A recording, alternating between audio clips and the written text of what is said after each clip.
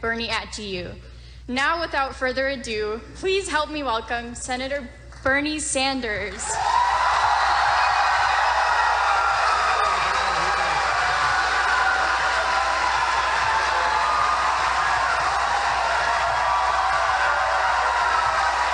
Thank you.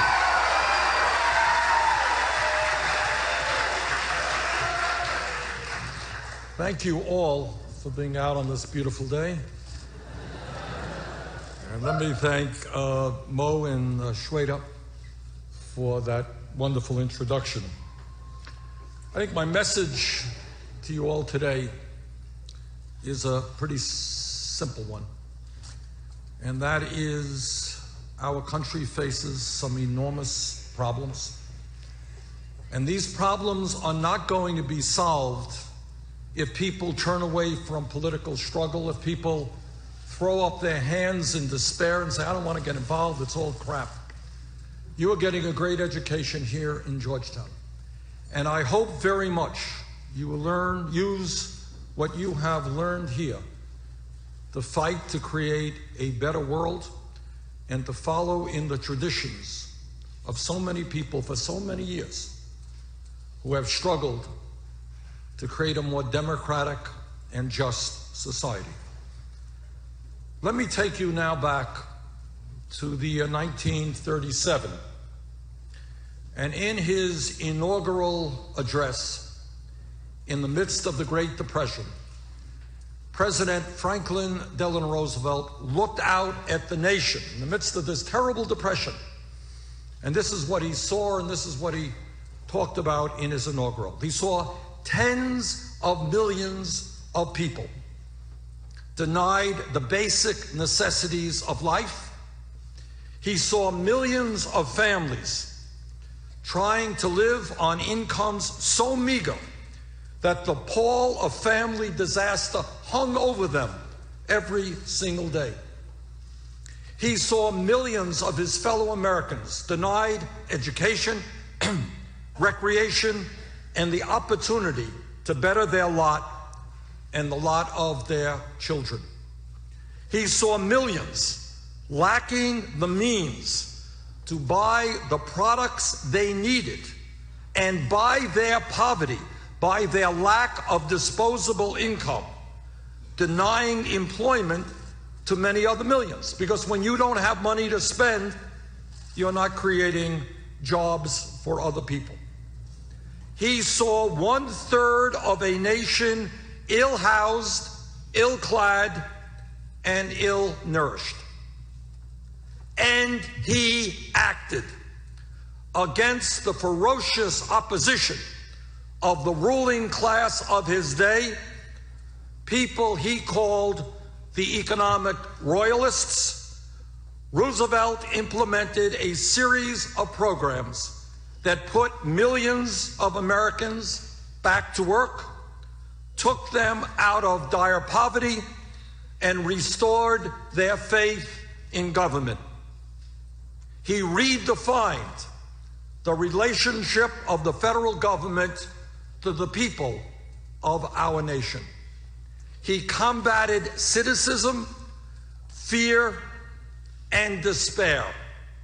He reinvigorated democracy. He transformed our country. And that is exactly what we have to do today.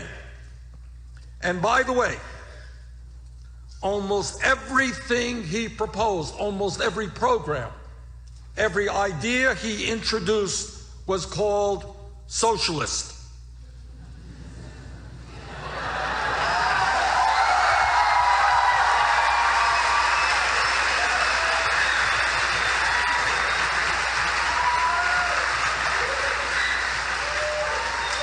I thought I would mention that just in passing. Social Security, which all of you know transformed life for senior citizens in this country, was defined by his opponents as socialist. The concept of the minimum wage, that workers had to be paid at least a certain amount of money for their labor, was seen as a radical intrusion into the marketplace and was described as socialist. Unemployment insurance, when you lose your job, you have something to fall back upon. Abolishing child labor, ending the fact that children of 8, 10, 12 years of age were working in factories or working in the fields. The 40-hour work week, collective bargaining, the rights of workers to engage in negotiations with a union, strong banking regulations, deposit insurance, and job programs that put millions of people to work were all described in one way or another as socialist. Yet, as you all know, all of these programs and many more have become the fabric of our nation and, in fact, the foundation of our middle class. 30 years later, after Roosevelt's speech in the 1960s, President Lyndon Johnson fought for Medicare and Medicaid to provide health care to millions of senior citizens and families with children, persons with disabilities, and some of the most vulnerable people in this country. Today, Medicare does not seem to be such a terribly radical idea to say that when somebody gets old, they should have medical insurance. But when it was proposed, once again, we heard right-wing forces describe these programs as socialistic and a threat to the American way of life. That was then, now is now. Today, in the year 2015, despite the Wall Street crash of 2008, which drove this country into the worst economic downturn since the Great Depression, the American people are clearly better off economically than they were in 1937. But here is a very hard truth that we must acknowledge, we must address, we must not sweep under the rug. And that is, despite a huge increase in technology, and I can remember back, I was mayor of the city of Burlington, Vermont. Anybody here from Vermont? Okay. And when I was mayor in the 1980s, a radical development took place. We got computers in City Hall. Okay? 1980s. Despite a huge increase in technology and worker productivity, meaning that almost every worker in America with that technology is producing a lot more than workers that came before. Despite major growth in our GDP and a huge increase in the global economy, tens of millions of American families continue today to lack the basic necessities of life, while millions more struggle every day to provide a minimal standard of living for their families. And I hope none of you will turn your back on that reality. And the truth is, and again, this is a truth we must put on the table. Yes, we are better off today economically than we were 7 years ago when Bush left office. But the other truth is that for the last 40 years under Republican leadership and Democratic leadership, the great middle class of our country has been in decline, and faith in our political system is now extremely low. New technology, increased worker productivity, people working longer hours for lower wages, faith in our political system now extremely low. The very rich get richer, almost everyone else gets poorer. Super PACs funded by billionaires by elections. Koch brothers alone and a few of their friends will spend more money in this election cycle than either the Democratic or Republican parties. Ordinary people, working people, young people, don't vote. We have an economic and political crisis in this country, and the same old politics and economics will not effectively address those crises. If we are serious about transforming our country, and I hope all of you are serious about transforming our country, if we are serious about rebuilding the American middle class, if we are serious about reinvigorating American democracy, we need to develop a political movement which once again is prepared to take on and defeat a ruling class whose greed is destroying our nation.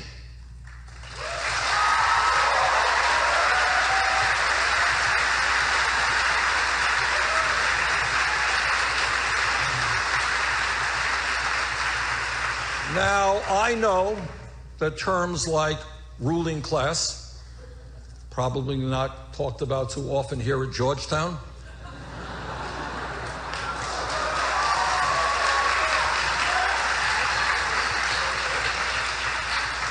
Not too often talked about on CBS or NBC. But that is the simple fact. And in my view, the billionaire class must be told loudly and clearly that they cannot have it all, that our government belongs to all of us, not just a handful of billionaires.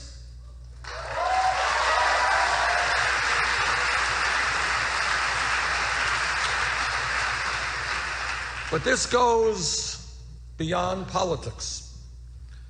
We need to create a culture, an entire culture, which, as Pope Francis has reminded us, cannot just be based on the worship of money. We must not accept a nation in which billionaires compete as to the size of their super yachts, while children in America go hungry, and veterans, men and women who have put their lives on the line to defend us, sleep out on the streets. Today in America, we are the wealthiest nation in the history of the world. But few Americans know that, because so much of the new income and wealth is going to the people on top. In fact, over the last 30 years, there has been a massive redistribution of wealth. Problem is, it has gone in the wrong direction.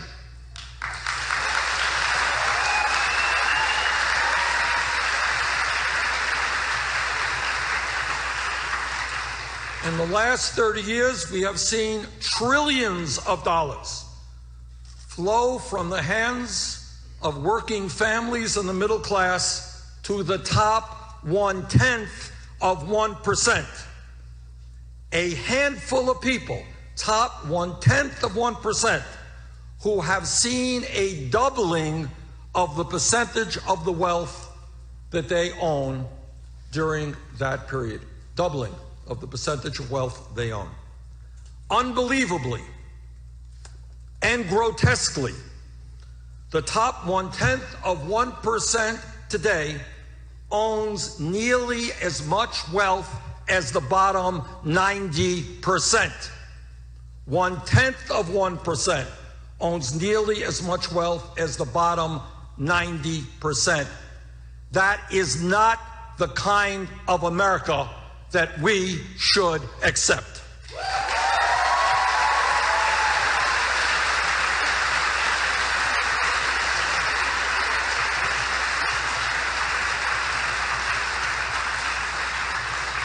I can tell you that in my state of Vermont and all over this country, it is absolutely not uncommon to see people working 2 jobs or 3 jobs to cobble together the income and the health care they and their families need.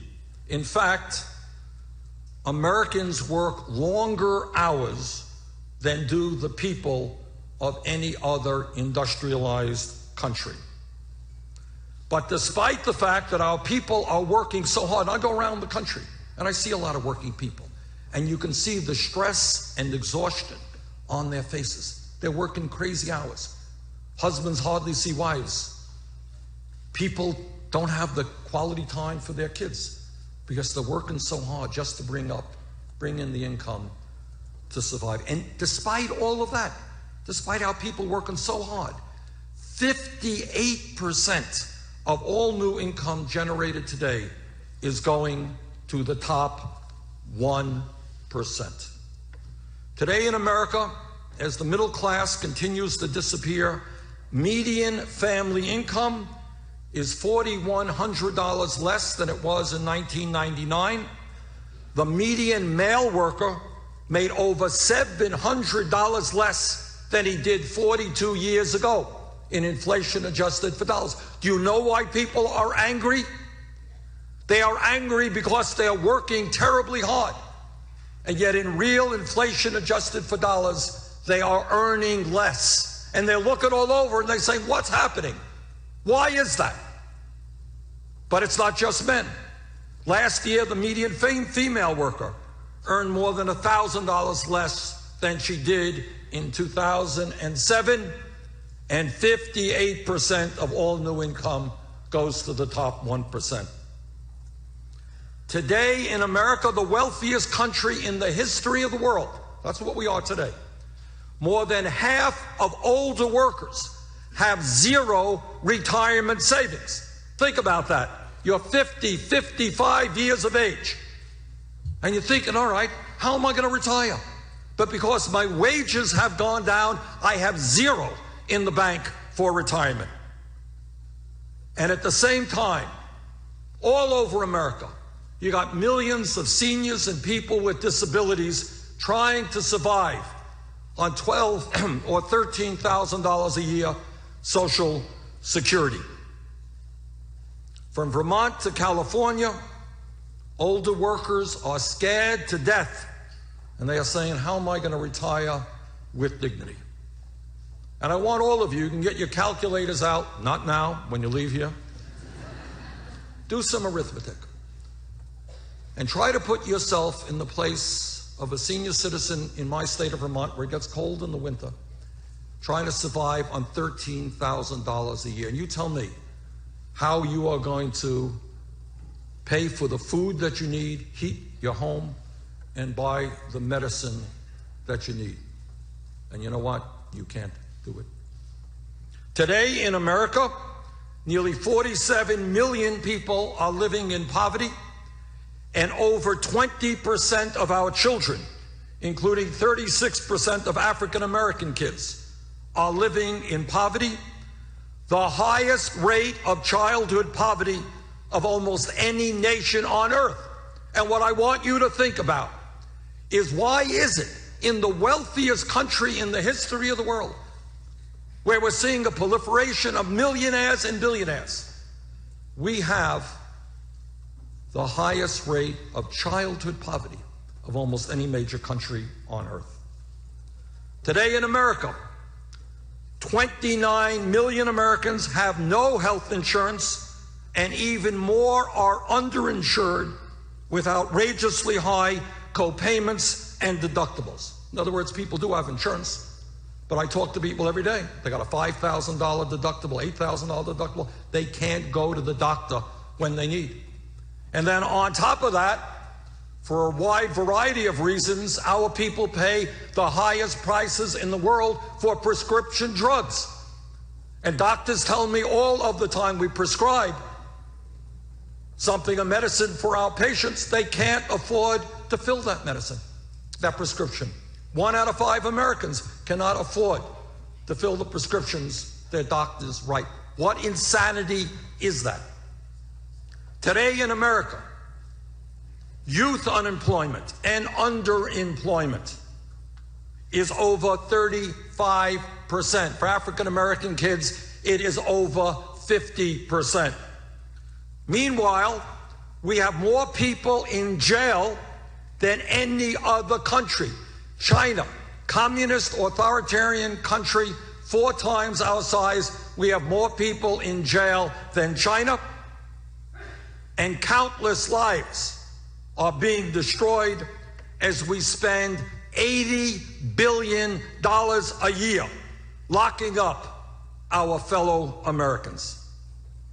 The bottom line is that today in America, we not only have massive wealth and income inequality, but a power structure built around that inequality, which protects those who have the money. Today, a handful of super wealthy campaign contributors have enormous influence over the political process, while their lobbyists determine much of what goes on in Congress. And any member of the United States House or Senate who is prepared to tell you the truth will tell you exactly that. Now, in 1944, in his State of the Union speech, President Roosevelt outlined what he called a second Bill of Rights. You're all familiar with our Bill of Rights. And what Roosevelt outlined was what he called a second Bill of Rights. This is, in my view, one of the more important speeches ever made by a president. But unfortunately, it has not gotten the attention that it deserves. So I'm going to give it some attention today. In his remarkable speech, this is what Roosevelt stated, and I quote, "We have come to a clear realization of the fact that true individual freedom cannot exist without economic security and independence. Necessitous men," and we would add women, "are not free men and women," end of quote. In other words, real freedom must include economic security. That was Roosevelt's vision 70 years ago. It is my vision today. It is a vision that we have not yet achieved, and it is time that we did.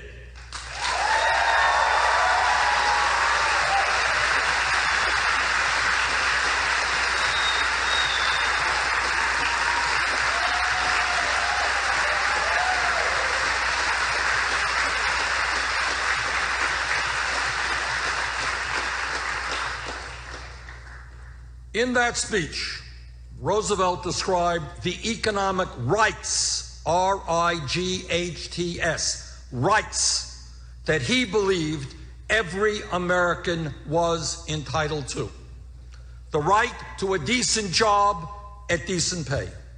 The right to adequate food, clothing, and time off from work. The right for every business, large and small, to function in an atmosphere free from unfair competition and domination by monopolies. The right of all Americans to have a decent home and decent health care. What Roosevelt was stating in 1944, what Martin Luther King Jr. stated in similar terms 20 years later, and what I believe today is that true freedom does not occur without economic security. People are not free, they are not truly free, when they are unable to feed their family. They are not truly free when they are unable to retire with dignity. They are not truly free when they are unemployed, underemployed, or when they are exhausted by working 60, 70 hours a week. people are not truly free when they don't know how they're going to get medical help when they or a family member are sick. So let me take this opportunity to define for you, simply and straightforwardly, what democratic socialism means to me.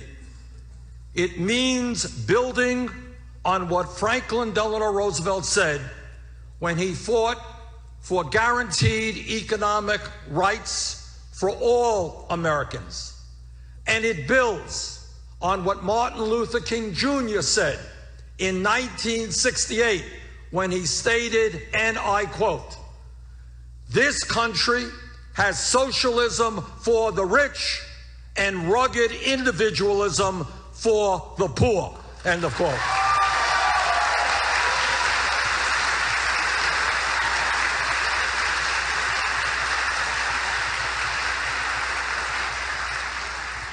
My view of democratic socialism builds on the success of many other countries around the world who have done a far better job than we have in protecting the needs of their working families, their elderly citizens, their children, their sick, and their poor. Democratic socialism means that we must reform a political system which is corrupt, that we must create an economy that works for all, not just the very wealthy. Democratic socialism, to my mind, speaks to a system which, for example, during the 1980s, and I want you to hear this, allowed Wall Street to spend $5 billion over a 10-year period in lobbying and campaign contributions in order to get deregulated. They wanted the government off of their backs. They wanted to do whatever they wanted to do, spent $5 billion over a 10-year period on lobbying and campaign contributions. Then, 10 years later, after their greed and recklessness and illegal behavior led to their collapse, what our system enabled them to do is to get bailed out by the United States government, which through Congress and the Fed provided trillions of dollars in aid to Wall Street. In other words, Wall Street used their wealth and power to get Congress to do their bidding for deregulation. And then, when Wall Street collapsed, they used their wealth and power to get bailed out. Quite a system. And then, to add insult to injury, we were told that not only were the banks too big to fail, we were told that the bankers were too big to jail.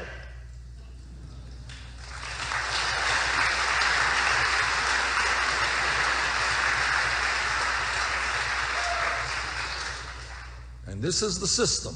Young people who get caught possessing marijuana, they get police records. And many, many hundreds of thousands of them have received police records which have impacted their lives in very serious ways. On the other hand, Wall Street CEOs who helped destroy the economy, they don't get police records. They get raises in their salaries. And this is what Dr. Martin Luther King Jr. meant when he talked about socialism for the rich and rugged individualism for everyone else.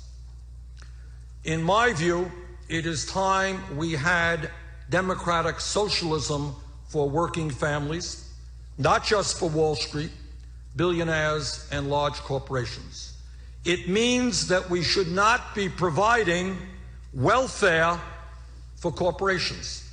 It means that we should not be providing huge tax breaks for the wealthiest people in this country, or trade policies which boost corporate profits while they result in workers losing their jobs. It means that we create a government which works for all of the American people, not just powerful special interests. It means that economic rights must be an essential part of what America stands for. Among many other things, it means that health care should be a right of all people, not a privilege.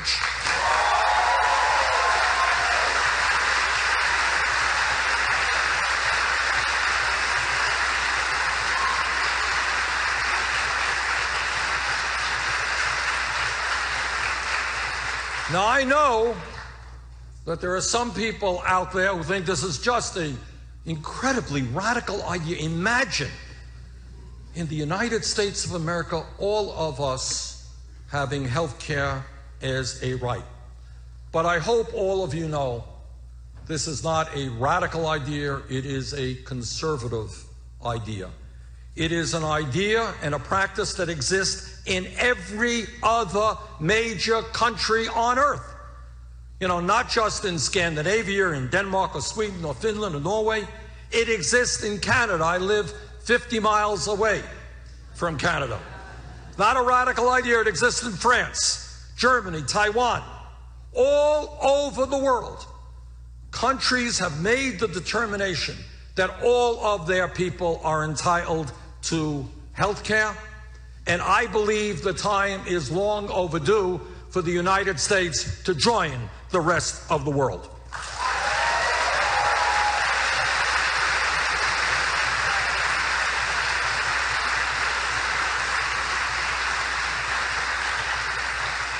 A Medicare for all single-payer program, which I support, would not only guarantee health care for all people, not only save middle-class families and our entire nation significant sums of money, because all of you should know that our health care system is by far the most expensive per capita of any system on earth.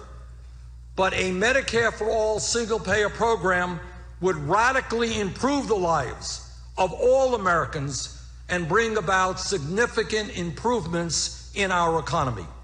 Think about it. People who get sick will not have to worry about paying a deductible or making a copayment. Radical idea. When they're sick, they can actually go to the doctor and not end up in the emergency room at a much greater expense to the system. Think about it. Business owners will not have to spend enormous amounts of time worrying about how they're going to provide health care for their employees. Think about it. And we don't talk about this very much.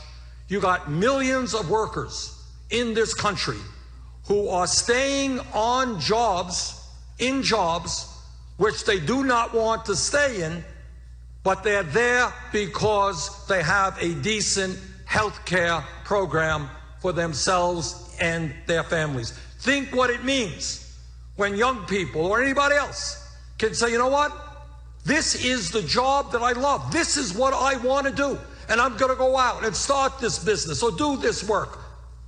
And I don't have to worry about health care because all of us in America have health care.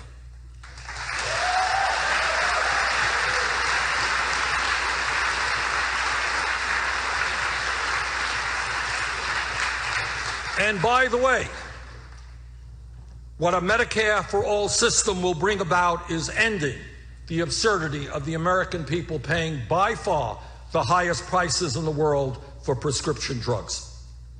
Now, when I talk about democratic socialism, what that means to me is that in the year 2015, a college degree today is equivalent to what a high school degree was 50 years ago.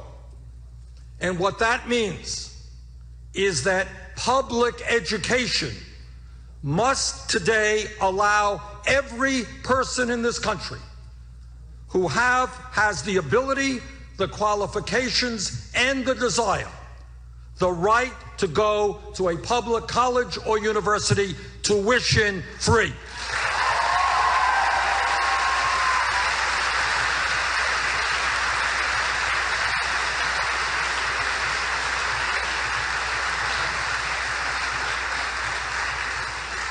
Is this a radical socialistic idea?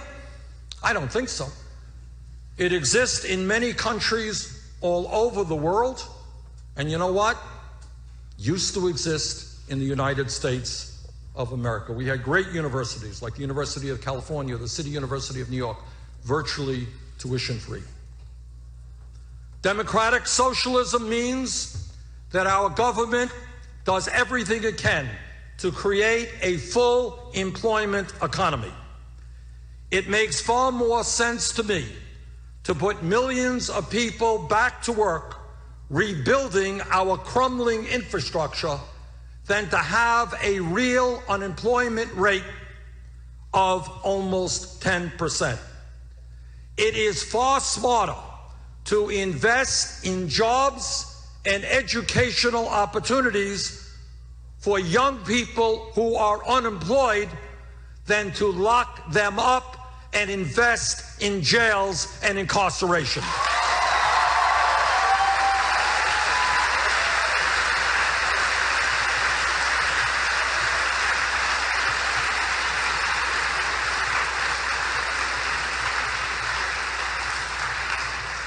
Democratic socialism means that if somebody works 40 hours a week, that person should not be living in poverty, that we must raise the minimum wage to a living wage, $15 an hour over the next several years.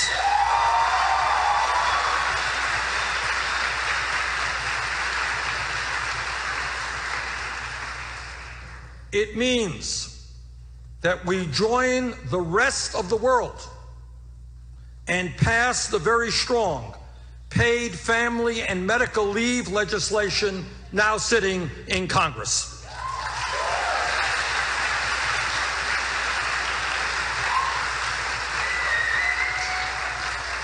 And I want you to think about this, and I really, want you to see what goes on in our country today.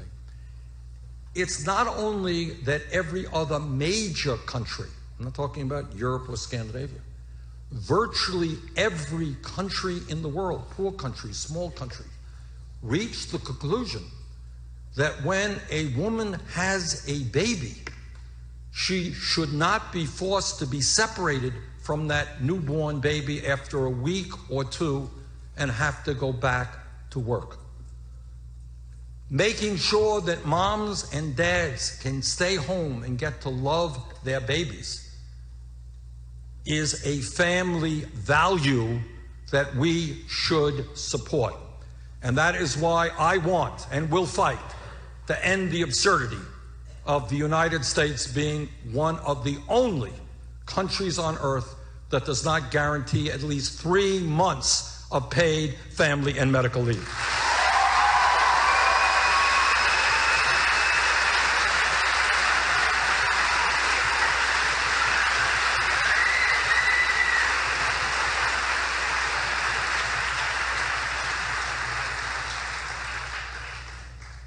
Democratic socialism, to me, means that we have government policy, strong government policy, which does not allow the greed and profiteering of the fossil fuel industry to destroy our environment and our planet.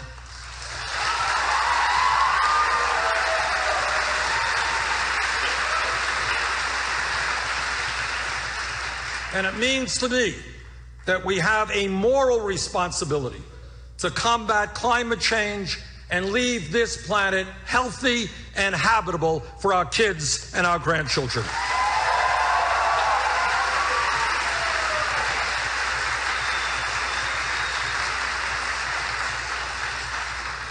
Democratic socialism means that in a democratic, civilized society, The wealthiest people and the largest corporations must pay their fair share of taxes.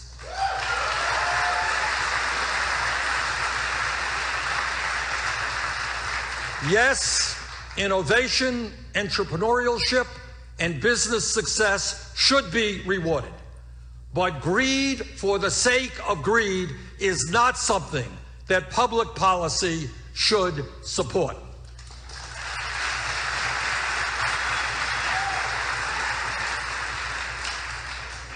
It is not acceptable to me that in the last period of time, last 2 years, 15 of the wealthiest people in this country, 15 people, saw their wealth increase in this rigged economy by $170 billion. Got it? 2 years, 15 people, $170 billion increase in their wealth. That is more wealth than is owned by the bottom 130 million Americans. Let us not forget what Pope Francis has so elegantly stated, and I quote, "We have created new idols. The worship of the golden calf of old has found a new and heartless image in the cult of money and the dictatorship of an economy which is faceless and lacking any truly humane goal," end of quote. In other words, we have got to do better than that. Not a political issue, it's not an economic issue, it is a cultural issue. We have got to stop worshiping people who make billions and billions and billions of dollars while we have the highest rate of childhood poverty of any major country. It's not acceptable to me that major corporations stash their profits in the Cayman Islands and other tax havens to avoid paying $100 billion a year in taxes. It is not acceptable that hedge fund managers pay a lower effective tax rate than nurses or truck drivers. It is not acceptable that billionaire families are able to leave virtually all of their wealth to their families without paying a reasonable estate tax. It is not acceptable that Wall Street speculators are able to gamble trillions of dollars in the derivatives market without paying a nickel in taxes on that speculation. Democratic socialism, to me, does not just mean that we must create a nation of economic and social justice and environmental sanity. Of course, it does mean that. But it also means that we must create a vibrant democracy based on the principle of one person, one vote. It is extremely sad, and I hope all of you will pay a lot of attention to this issue. It is extremely sad that the United States, one of the oldest, most stable democracies in the world, has one of the lowest voter turnouts of any major country, and that millions of young people and working people have given up on the political process entirely. In the last midterm election, just a year ago, 63% of the American people didn't vote. 80% of young people did not vote. Clearly, despite the efforts of many Republican governors who want to suppress the vote, to make it harder for people of color and old people to participate in the political system, our job together is to make it easier for people to vote, not harder for people to vote.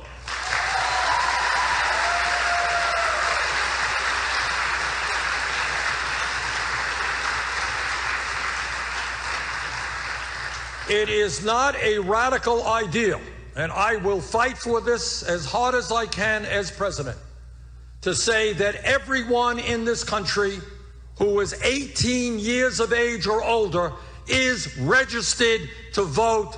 End of discussion.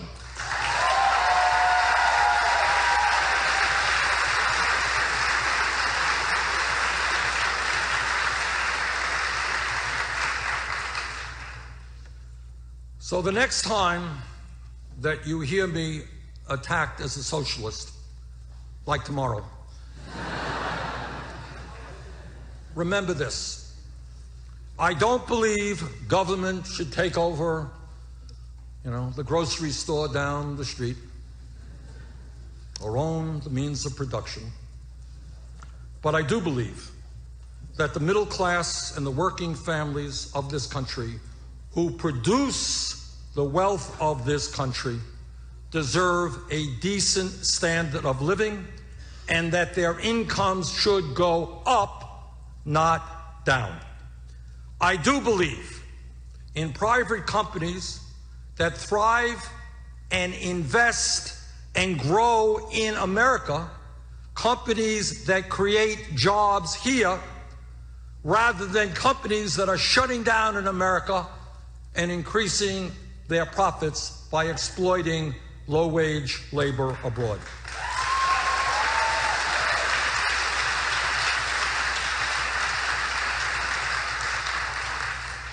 I believe that most Americans can pay lower taxes if hedge fund managers who make billions manipulating the marketplace finally start paying the taxes that they should.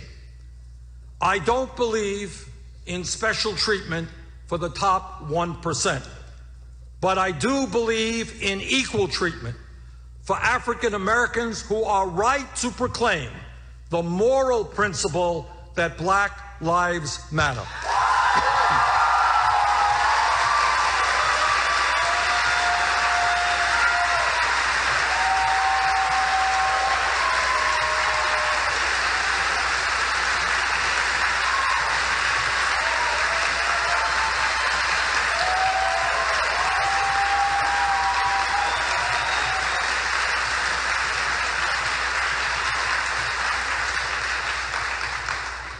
I despise appeals to nativism and prejudice, a lot of which we have been hearing in recent months. And I do proudly believe in immigration reform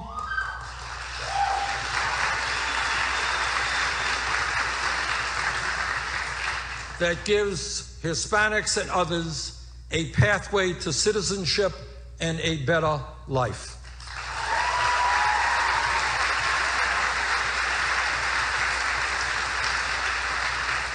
And while I'm on that subject, let me just say a real word of concern to what I've been hearing from some of the Republican candidates for president in recent months. People can have honest disagreements about immigration or about anything else. That's called democracy.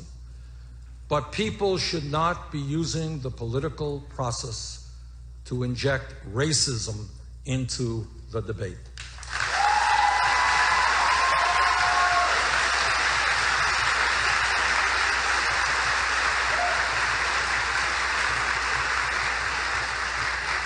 And if Donald Trump and others who refer to Latinos as people from Mexico as criminals and rapists, if they want to open that door, our job is to shut that door and shut it tight.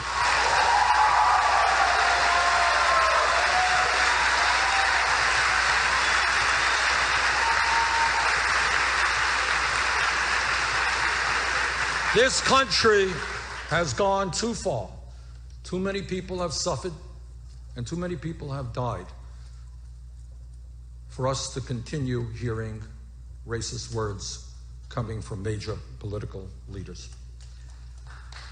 Now, I don't believe in some foreign ism, but I do believe in American idealism. And one of the pleasures, one of the real joys that I've experienced on this campaign so far, being here today with you, being all over the country, is seeing the huge numbers of young people who are coming out, who want to make this country better, who want to use their intelligence and their energy to address the many problems that we have.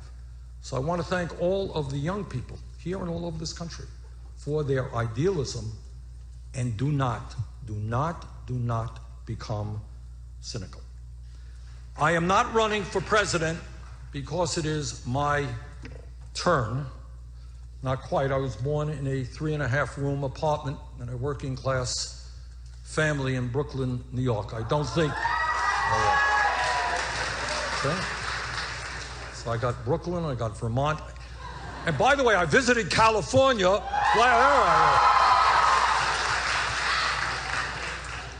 But in seriousness, it is not quite my turn. That's not why I'm running for president.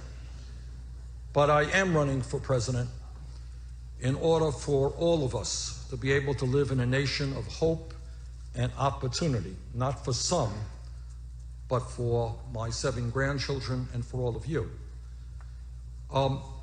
Nobody understood better than Franklin Delano Roosevelt the connection between American strength at home and our ability to defend America around the world. And that is why he proposed a second Bill of Rights in 1944. And he said in that very same State of the Union, and I quote again, "America's own rightful place in the world depends in large part upon how fully these and similar rights have been carried into practice for all our citizens. For unless there is security here at home, there cannot be lasting peace in the world," end quote. Now, I am not running for president to pursue reckless adventures abroad, but to rebuild America's strength at home. I will never hesitate to defend this nation, but I will never send our sons and daughters to war under false pretense or pretenses about dubious battles with no end in sight.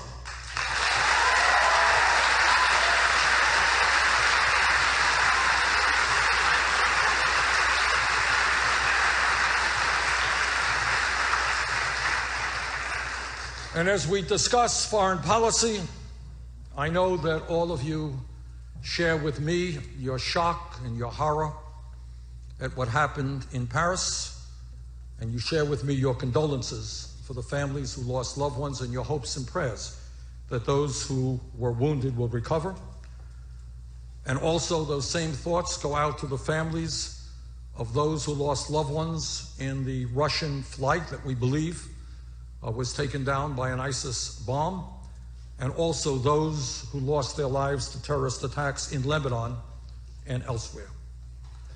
To my mind, it is clear that the United States must pursue policies to destroy the brutal and barbaric ISIS regime and to create conditions that prevent fanatical extremist ideologies from flourishing. But we cannot and should not do it alone.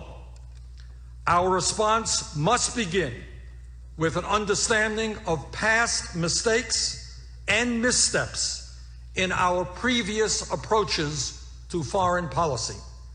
It begins with the acknowledgement that unilateral military action should be a last resort, not a first resort.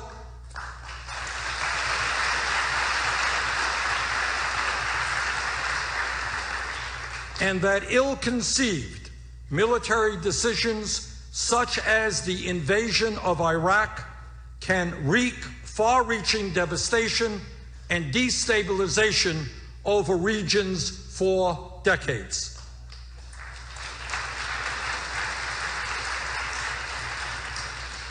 It begins with the reflection that the failed policy decisions of the past, rushing to war, regime change in Iraq, or toppling Mohammad Mossadegh in Iran in 1953.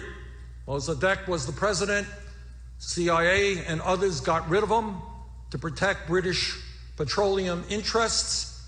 The Shah of Iran came in, a brutal dictator, and he was thrown out by the Islamic Revolution, and that is where we are in Iran today.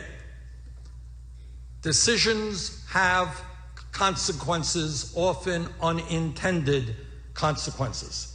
So whether it was Saddam Hussein or Mossadegh or Guatemalan President Arbenz in 1954 in Guatemala, Brazilian President Goulart in 1964, Chilean President Allende in 1973, this type of regime change, this type of overthrowing governments we may not like, often does not work, often makes a bad and difficult decision even worse. These are lessons we must learn.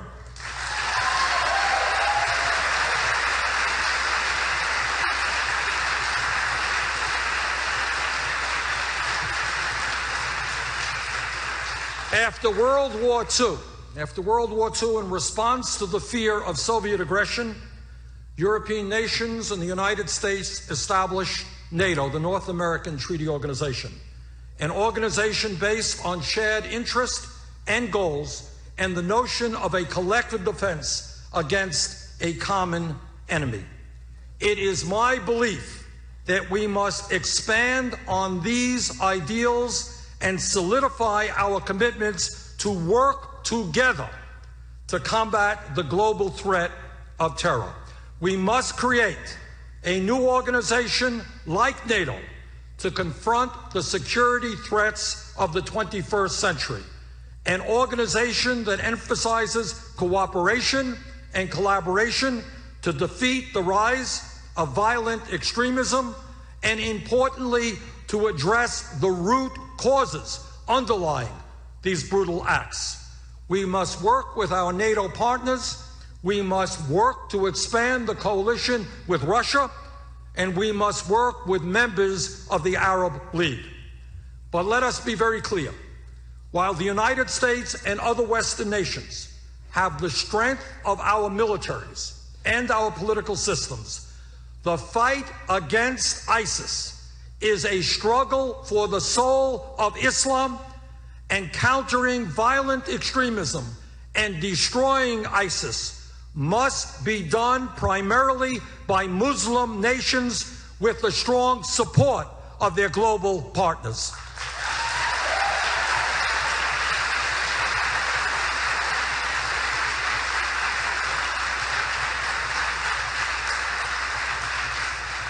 Now, this has been my view long before Paris, but I am very happy to tell you that these same sentiments have been echoed by people like Jordan's King Abdullah II in a speech just Sunday, in which he said that terrorism is the greatest threat to our region, the Gulf region, Middle East, and that Muslims must lead the fight against it. He noted that confronting extremism is both a regional and international responsibility, and that it is incumbent on Muslim nations and communities to confront those who seek to hijack their societies and their religion with generations of intolerance and violent ideology. And let me congratulate King Abdullah not only for his wise remarks, but also for the role that his small country is playing in attempting to address the horrific refugee crisis in that region.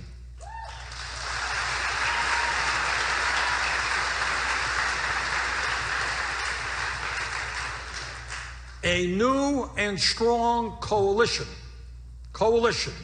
of Western powers, Muslim nations, and countries like Russia must come together in a strongly coordinated way to combat ISIS, to seal the borders that fighters are currently flowing across, to share counterterrorism intelligence, to cut off the spigot of terrorist financing, and to end support for exporting extremist ideologies. Now, what does that mean? What it means is that in many cases, we must ask more from those countries in the Gulf region.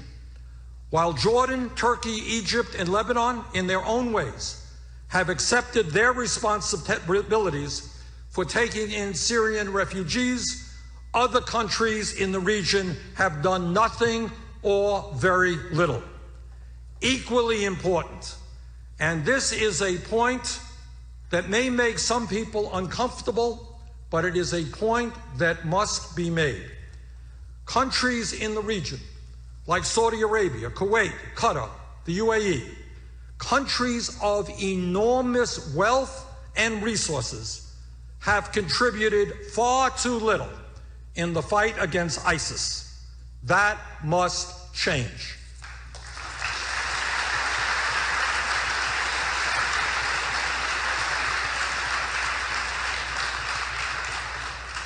King Abdullah is absolutely right when he says that the Muslim nations must lead the fight against ISIS, and that includes and must include some of the most wealthy and powerful nations in the region who, up to this point, have done far too little. Saudi Arabia, turns out, has the third largest defense budget in the world. Yet instead of fighting ISIS, they have focused more on a campaign to oust Iran-backed Houthi rebels in Yemen.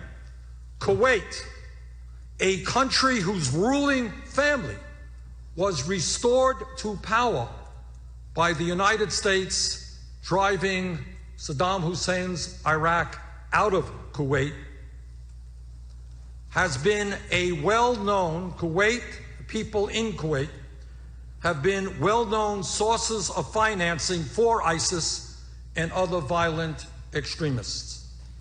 It has been reported that Qatar will spend up to $200 billion on the 2022 World Cup, including the construction of an enormous number of facilities to host that event. $200 billion on hosting a soccer event, yet very little to fight ISIS. Worse still, it has been widely reported that the government there has not been vigilant in stemming the flow of terrorist financing, and that Qatari individuals and organizations funnel money to some of the most extreme terrorist groups in the region. All of this has got to change. Wealthy and powerful Muslim nations in the region can no longer sit on the sidelines and expect the United States, our young men and women, and our taxpayers to do it for them. They have got to come up to the plate.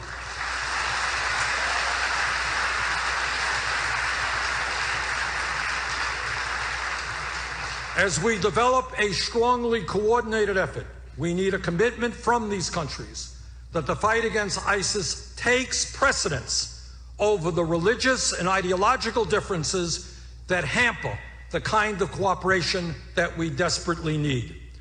Further, we all understand that Bashar al-Assad, president of Syria, is a brutal dictator who has slaughtered many of his own people. I am pleased that we saw last weekend diplomats from all over the world, known as the International Syria Support Group, set a timetable for a Syrian-led political transition with an open and fair election. These are the promising beginnings of a collective effort to end the bloodshed and move toward a political transition in Syria. The diplomatic plan for Assad's transition from power is a good step in a united front. But our major priority must be to defeat ISIS. Nations all over the world who share a common interest in protecting themselves against international terrorism must make the destruction of ISIS the highest priority. Nations in the region must commit that instead of turning a blind eye, they will commit their resources to preventing the free flow of terrorist finances and fighters to Syria and Iraq. We need a commitment that they will counter the violent rhetoric that fuels terrorism, rhetoric that often occurs within their very borders. This is the model which we must pursue in order to address the global threats that we face. While individual nations obviously have historic disputes, the United States and Russia now have very strong differences of opinion on some very serious issues. Iran and Saudi Arabia, to put it mildly, do not like each other. But the time is now to do everything possible to put aside those differences to work toward a common goal of destroying ISIS. Sadly, as we have seen recently, no country is immune from attacks by the violent organization called ISIS. Thus, we must work with our partners in Europe, the Gulf region, Africa, and Southeast Asia, all along the way, asking the hard questions whether their actions are serving our unified purpose.